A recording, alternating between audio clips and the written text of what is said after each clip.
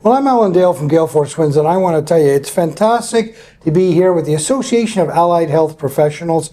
They are having a great conversation, and this whole conversation is around We Are Here. That's what we're talking about. These folks are showing up every single day on the front lines of our healthcare system and making a difference, and I like meeting them one by one. And on that note, why don't you introduce yourself? Tell us what you do. My name is Christina Sullivan. I'm an occupational therapist, and I've worked in mental health all my career. Spent a lot of time at the waterfront. Of course, we just recently moved to a new facility.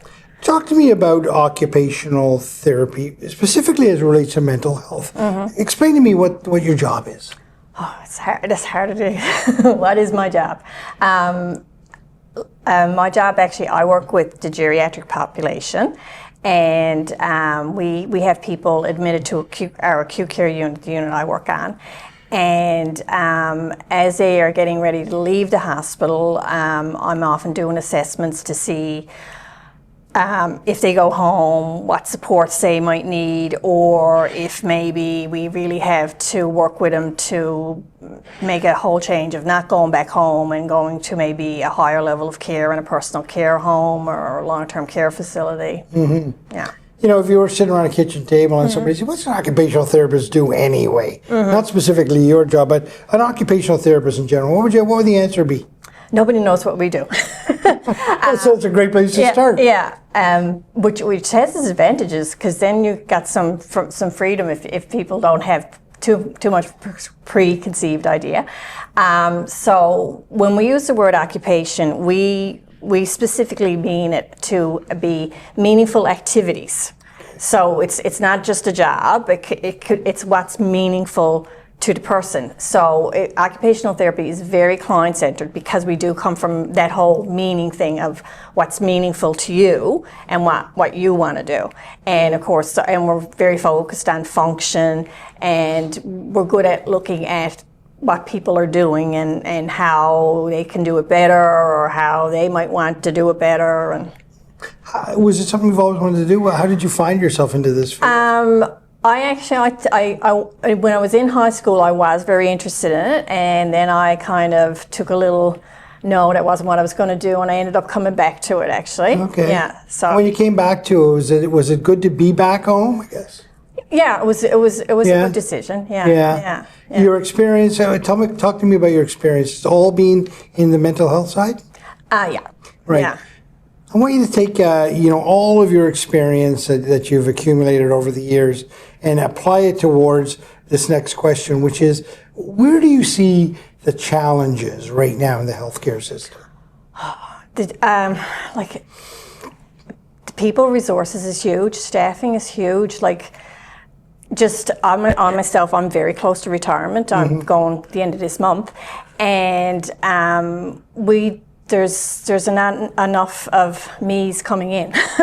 Right. And I'm sure there's all kinds of different reasons for that, but I think we really have to find out what we can do to support young people getting interested in working in healthcare and working in our careers, and support those young people to do the training, do the education, and then begin these careers, and then support them through the careers so they stay. Yeah. You're flipping that question a little bit the other way around. Yeah. Where do you see the opportunities right now? Is there bright lights that you can see where we? Well, I guess, and there is the opportunities, because actually when I started in the profession, it was something I wanted to do, but also there was great opportunities because there was shortages.